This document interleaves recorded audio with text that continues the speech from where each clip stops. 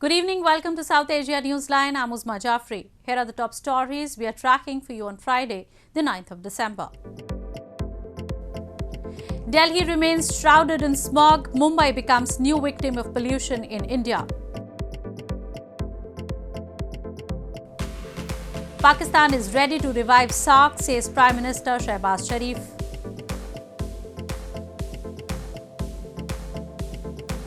And Taliban hits back against criticism over public execution and flogging. And now for all the details. As the Indian capital of New Delhi choked on the smog, the country's financial hub Mumbai has also become prey to pollution in recent days, with the air touching hazardous levels on Friday. The situation has raised concerns of long-term health risk to people living in the country's two highly populated cities. A report.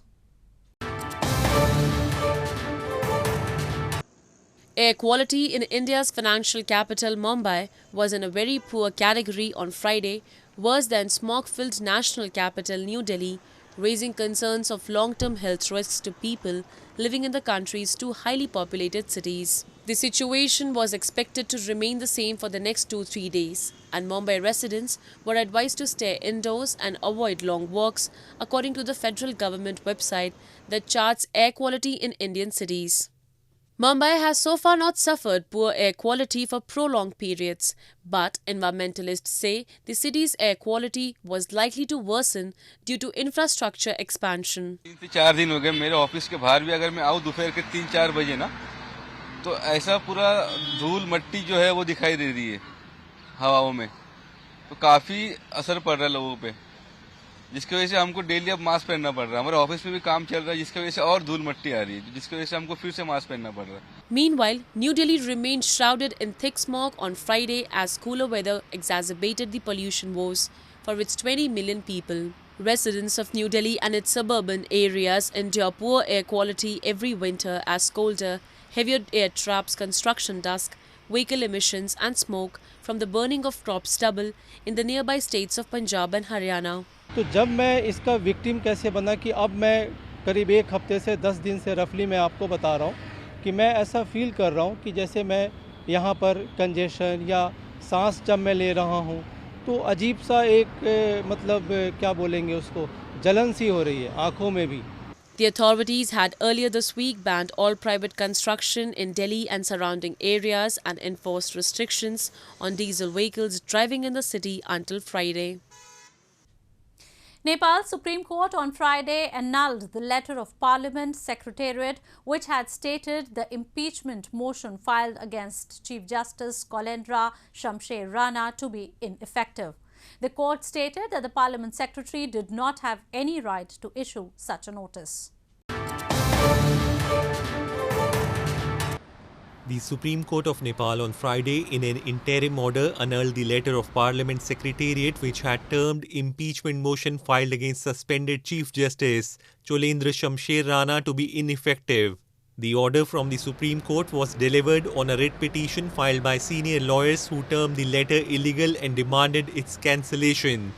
The constitutional bench headed by acting Chief Justice Hari Krishna Karki stated that implementation of the decision of Federal Parliament Secretary Dr. Bharat Raj Gautam's notice will not take place as he did not have any right to issue such a notice. In the controversial letter, Gautam had argued since election of new House of Representatives has taken place, the impeachment becomes ineffective. A total of 98 lawmakers from the ruling coalition had filed the impeachment motion against Rana on February 13, detailing 21 charges against the Chief Justice such as failing to check corruption among others. The motion was tabled in the House in March, but it was put on hold since then. Suspended Chief Justice Rana continues to stay under tight security at his government residence. He is due to retire on December 13 and has maintained he will not resign and is ready to face impeachment by the Parliament, which is the constitutional process to remove the Chief Justice. Moving on. Senior leader of Pakistan's opposition PTI party, Fawad Chaudhry, has said that Punjab Chief Minister Pervaiz Elahi will have to dissolve the provincial assembly if his PML-Q party wants to stay in alliance with the PTI. He said any delay to dissolve the assembly will hinder early elections.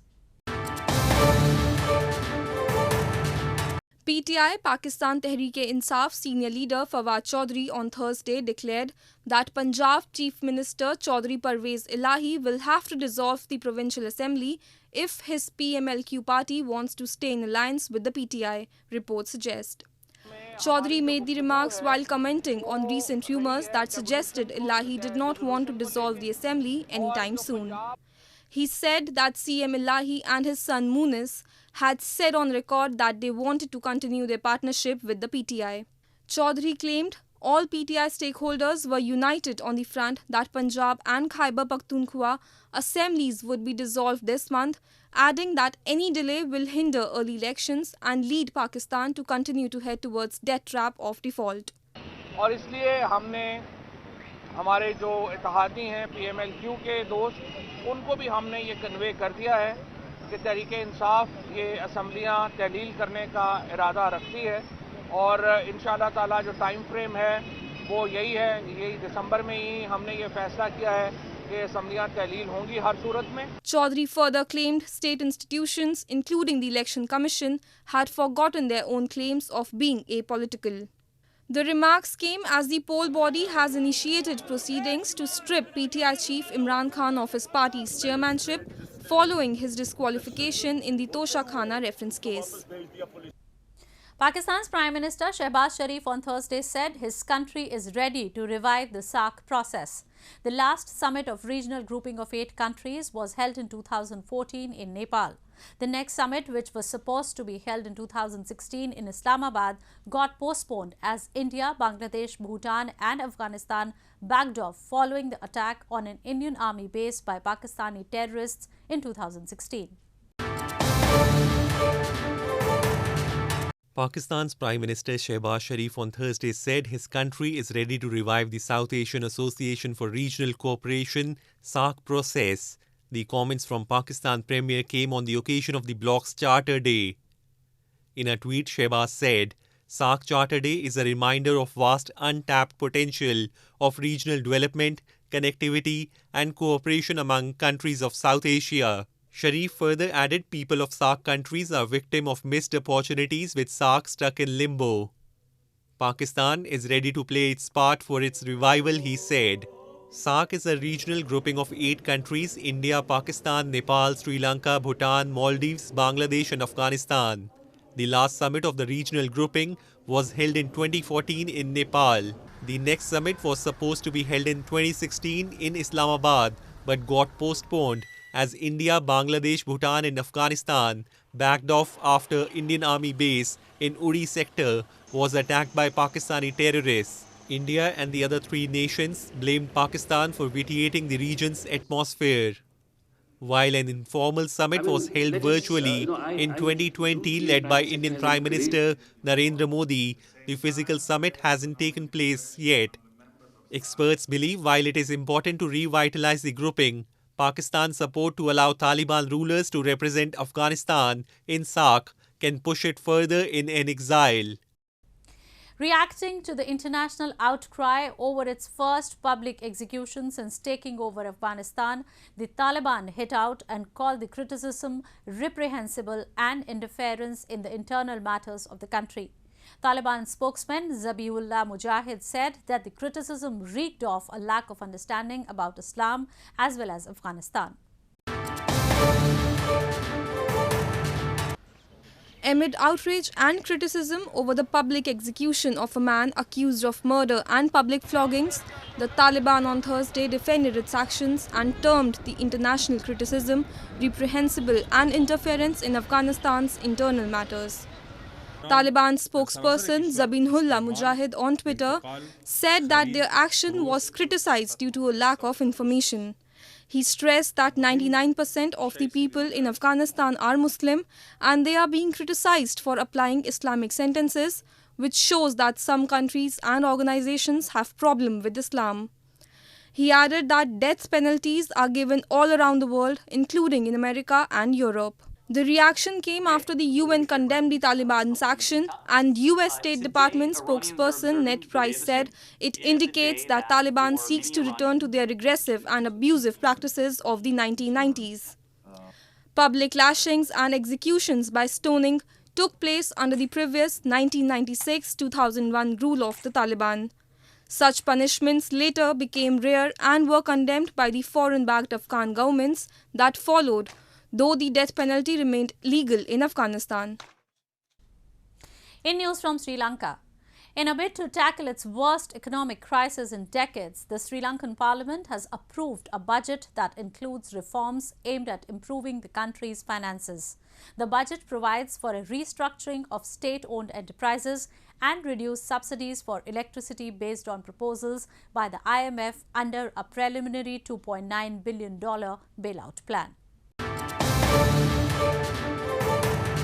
Sri Lanka's parliament on Thursday approved a budget that includes reforms aimed at improving the country's finances as it attempts to recover from its worst economic crisis in decades. The $15 billion budget includes a $117 million relief package for those affected by the crisis. The budget provides for a restructuring of state-owned enterprises, reduced subsidies for electricity, and tax increases to boost state revenue based on proposals by the IMF, International Monetary Fund, under a preliminary $2.9 billion bailout plan.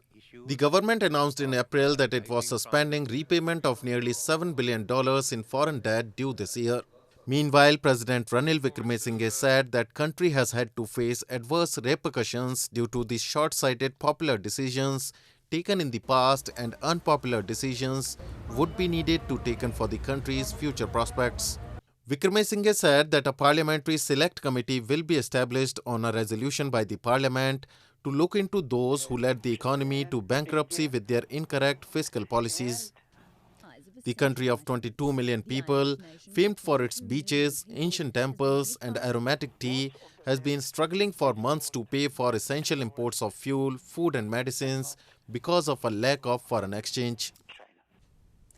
Heena Firdous, a budding Taekwondo player from Budgam in India's Jammu and Kashmir, has proved that one can accomplish anything with determination. She will be representing India in upcoming International Taekwondo Championship scheduled to take place in Thailand in January 2023. Heena Firdous, a budding Taekwondo player from Budgam in India's Jammu and Kashmir, has proved that one can accomplish anything with determination. Heena will be representing India in the upcoming International Taekwondo Championship in Thailand. Coming from a small village, Heena says she faced a lot of criticism from society for playing sports. She adds, while her relatives said to focus on studies instead of playing Taekwondo, her parents supported her to pursue the game. Talking about her journey, she recalled she played her first game in an inter-school match without any formal training and managed to secure a gold medal. Later, with her teachings from a Srinagar-based academy and then training with her coach Syed Suja Shahi in Budgam, she went on to win medals at state and the national level. लड़कियां हैं जो ऐसी है जो अपने self defence खुद का नहीं कर सकती हैं, तो मैं उनको ये मैसेज देना चाहती हूँ उन लड़कियों को कि फुटबॉल वगैरह अच्छी गेम है, वो भी ये नहीं कि वो कोई ऐसी गेम है जिसमें उनको बेनिफिट नहीं मिलता है या कुछ, हर एक स्पोर्ट्स में बेनिफिट मिलता है, लेकिन मार्शल आर्ट एक ऐसी गेम है जो लड़की को खुद को प्रोटेक्ट करने में काम आती है, जो वो खुद जो किसी और पर डिपेंड ना हो. Heena's coach Syed Suja calls her a hard-working player. It was her technique and kick power which caught my attention, Suja added. The coach further said Heena will make the country proud in the upcoming tournament. Praising the initiatives like Khelo India and Khelo Kashmir, he termed it beneficial for budding players as they provide opportunity to young players for playing outside their home turfs. Well, that's all we have for you from South Asia this evening. Now our viewers can watch the show on SouthAsiaNewsline.com. You can also visit us on Facebook.com/SAsiaNewsline and follow us on Twitter @SAsiaNewsline. That's all in tonight's edition. We will see you same time next week. Have a great weekend. Good night.